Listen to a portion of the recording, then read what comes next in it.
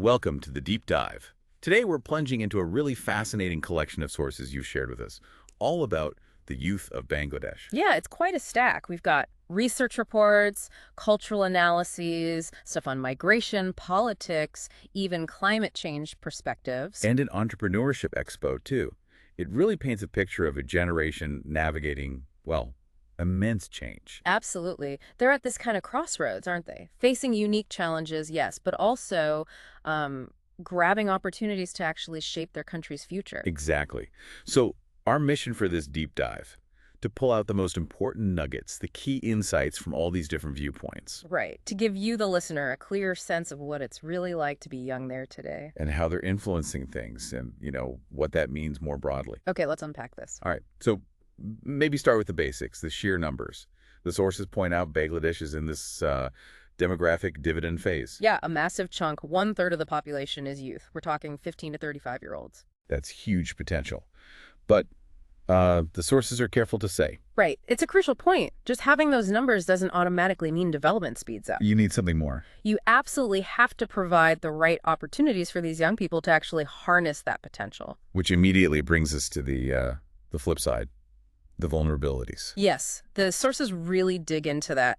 Deep-seated challenges across social, material, and emotional areas. And they list specific problems. They do. Things like emotional adjustment issues, a real risk of dropping out of school too early. Without getting the skills they need. Exactly. And just a general lack of the right skills for the modern economy. That comes up again and again. Okay, and are there numbers to back this up? The sources usually provide some data? Oh, definitely. One source mentions ILO estimates. Youth unemployment, so 15 to 24-year-olds, was 14.8% in 2020. 14.8. How does that compare?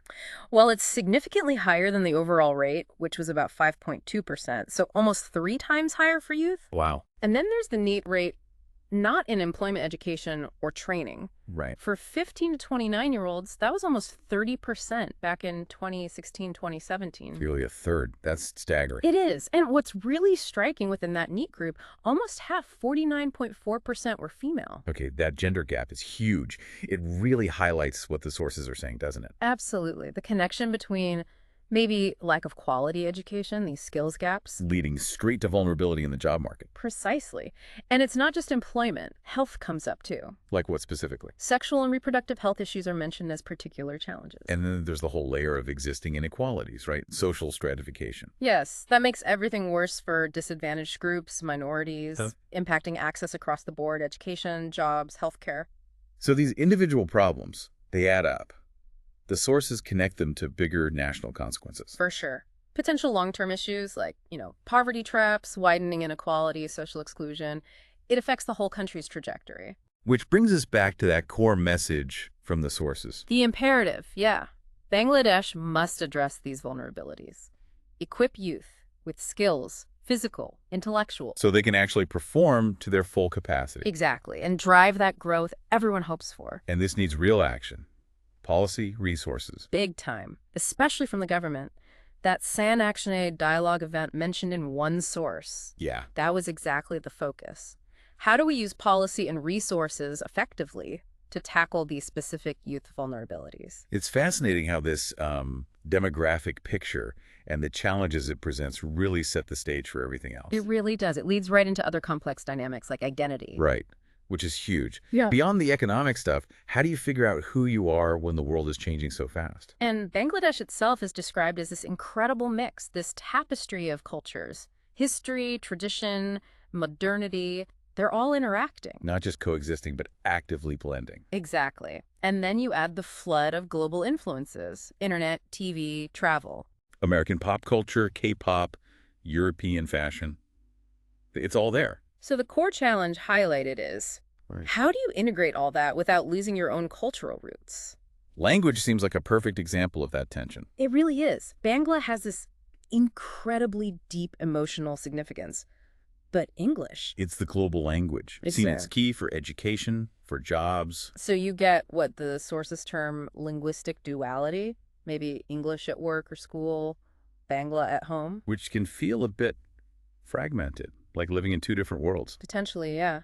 A sense of cultural fragmentation sometimes. Fashion is another great example they use. Oh, absolutely. You see traditional clothes, like the sari or Punjabi, but styled in new ways, mixed with contemporary stuff. Influenced by global trends, sure, but also local designers, influencers, putting their own stamp on it. Totally. And music, too. Young people listen to global genres, hip-hop, whatever. But they still have those deep Bengali roots. Yeah. Rabindra Sangeet, ball music, folk. And crucially, they're creating music that blends these things, making something new out of it. Even religion plays into this identity negotiation. Definitely. It's integral for many, balancing observance with modern life. One source mentions hijab fashion trends as an example. Creative integration. Exactly. Finding ways to express faith within contemporary style. And social media must be a huge space for this. Massive. Facebook, Instagram, TikTok platforms to express this multifaceted identity, share cultural bits like food or festivals, and join global conversations. Even choices like studying abroad must accelerate this. For sure. Exposure to totally different cultures, worldviews, it all shapes identity. But the sources acknowledge this isn't always easy, this blending. No, not always smooth sailing. It can lead to identity crises, feeling caught between tradition and modernity, maybe even pressure to distance yourself from roots if they seem to clash with global norms. But the overall take from the sources isn't negative. Not at all. The key perspective is that youth are active agents here. They aren't just passively absorbing stuff. They're shaping their own identity. Exactly. Assimilation isn't just loss. It adds richness, complexity, and you see them actively preserving heritage too. Like how? Participating in language movement events, celebrating festivals like Pohela Boishakh or Eid with real passion, getting involved in community projects, cultural groups. So they're adapting, but also kind of becoming cultural ambassadors. That's a good way to put it. Fostering understanding through their own lived experience, the sources really stress their resilience, their adaptability in crafting this unique identity, rooted yet open. That resilience definitely gets tested by another major trend. Migration. Yeah, the internal migration. Young people moving from rural areas to the cities. That's a big one in the sources. And the drivers are pretty clear, right? Mostly economic. Primarily, yes. Seeking better jobs, better education, healthcare, escaping rural limitations, looking for upward mobility. And the cities seem more appealing because of globalization, technology. All of that, plus urbanization policies. Cities just have more dynamic labor markets, manufacturing, services, IT. But this movement has huge consequences for the rural areas left behind. It's not just economics. Far from it. Economically, sure, you might see agricultural output drop from labor shortages, maybe forcing shifts to machines. Local businesses might suffer too. Less demand. Right. It can impact small shops, local markets, potentially discourage rural investment. But there's the crucial flip side. Remittances. Absolutely vital. Money sent back is a lifeline for so many rural families. Pays for food, schooling, healthcare, maybe improves housing. But that reliance, it creates its own problems, doesn't it? It does. One source flags that vulnerability. If the migrant worker loses their job in the city or gets sick, the family back home is immediately hit hard. And socially, how does it change family structures? It really reshapes things. Traditional extended families often depend on the younger generation for support. So older parents might be left more isolated or take on more burdens? Exactly. And often grandparents or older siblings step in to care for the children left behind. There must be an emotional cost, too. Separation, weaker support networks? Definitely. That physical distance creates an emotional disconnect. Traditional support systems get disrupted. Communication isn't always easy. And values passed down might erode as the younger generation adopts urban norms. Does it affect things like marriage, family planning? Yeah, the sources mention migration can delay marriage or starting families as work or education takes priority in the city. Which changes the whole demographic makeup of rural areas over time. Potentially, yeah. Lower birth rates, an aging population, impacting community continuity. The sources seem quite specific about the challenges for those left behind. They are. Things like loneliness and mental health issues for the elderly. Potential emotional or educational struggles for children missing a parent. And the women, the migrants' wives. Huge burden on them often. Managing the household, finances, kids, sometimes farming too. It can be empowering, give them more autonomy, but it's also a massive struggle and takes a toll. And the overall culture of the villages, does that change? It can. Exposure to urban ways brought back by returning migrants or through communication can create generational friction, maybe weaken that collective identity. Plus, you lose the young innovators, the potential leaders. That's another point, raised a potential decline in local leadership and fresh ideas as young people leave. So what's the solution? According to the sources, what needs to happen? They call for really targeted government action, policies that try to balance rural and urban development. Not just focus on the cities. Right. Invest in rural infrastructure, roads, schools, healthcare, make rural life more viable, more attractive. And support local economies. Yes. Promote sustainable options. Help agriculture, encourage local entrepreneurs, maybe small-scale industries, make credit easier to access for small businesses, and provide social safety nets for those vulnerable families left behind. Because migration isn't likely to stop. Probably not. So dealing with its impacts, good and bad, is really central to building a more inclusive, resilient Bangladesh. Okay, let's shift gears now. Because amidst all these challenges, something incredibly powerful emerges from these sources. Youth as actual catalysts for change. Yes, this generation isn't just being affected by things. They are actively driving change. It's very clear. And the most dramatic example has to be the recent student movement. Undeniably. The sources detail how it led to a major political transition. It started, remember, with protests against that job quota system being reinstated. The one giving 30% to descendants of freedom fighters. That was the spark. But it escalated quickly over weeks. Widespread unrest, and tragically, a lot of violence sources report hundreds killed, thousands injured. And the movement itself transformed, became about more than just the quotas. Absolutely. The demands broadened significantly, calls for systemic change, an interim government, and ultimately the prime minister's resignation. And the outcome? Well, it was swift. Astonishingly so. The sources state that after just 5 weeks of intense protests, the PM resigned and left the country. This was August 5th, 2024, and it followed a revision of that quota down to 7%.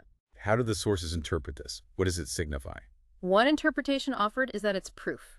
Proof that people, especially the young, aren't willing to accept economic progress if it means sacrificing human rights, free speech, democracy. And this wasn't entirely out of the blue, right?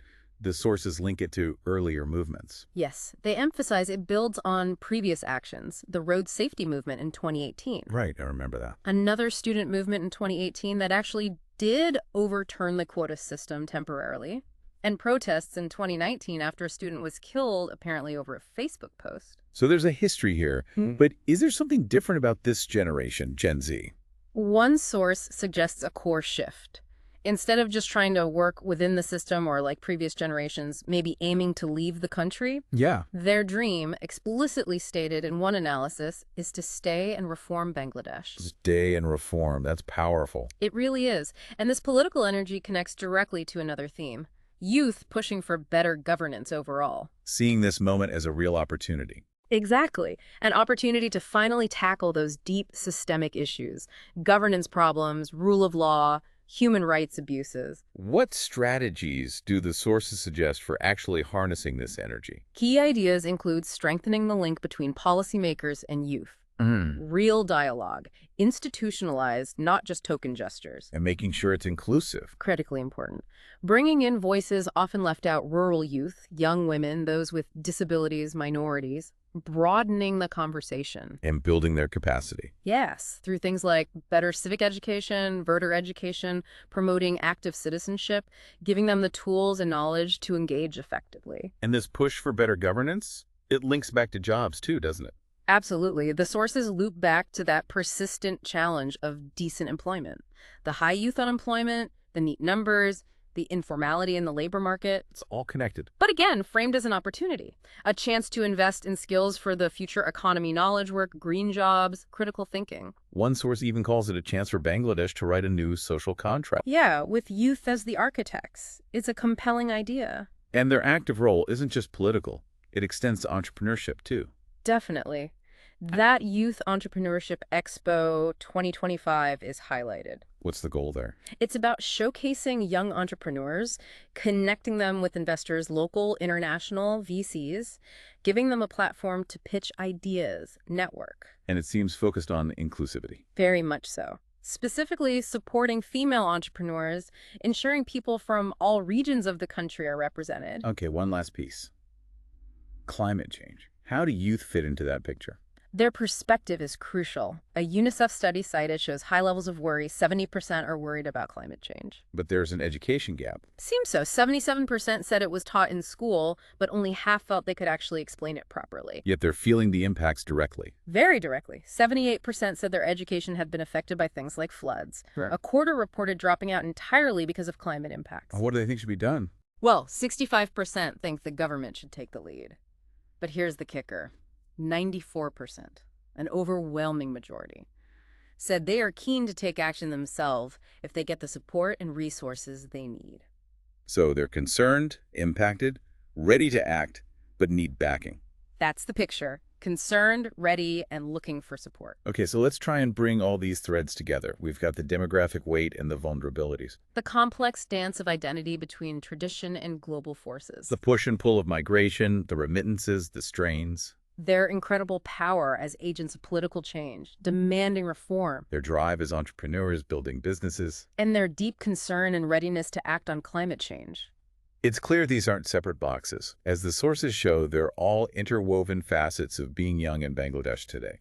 And this generation isn't just being tossed around by these forces. They are actively navigating, adapting, pushing back, shaping things across the board: social, cultural, economic, political. So why does this matter to you, our listener? Why focus on Bangladeshi youth? Well, understanding their experiences gives us real insight into a young, dynamic nation facing challenges we see globally. Urbanization, globalization, the demand for better governance. It's a powerful case study in youth agency. Resilience against the odds. Exactly. And it shows how local realities often mirror or inform these bigger global trends that affect us all in some way. So the picture that emerges is one of really profound vulnerability existing side by side with incredible resilience and dynamism. Yeah, they're juggling immense pressures while driving change and forging this unique identity, deeply rooted yet globally connected. Which leaves us with a final thought, perhaps. Given what we see in Bangladesh, the scale, the speed of youth-driven change, how might investing properly in youth agency and really addressing their vulnerabilities, not just there, but globally? How might that be maybe the most powerful engine we have for sustainable development and genuine societal progress in the 21st century? Something to think about. Thank you for joining us for this deep dive.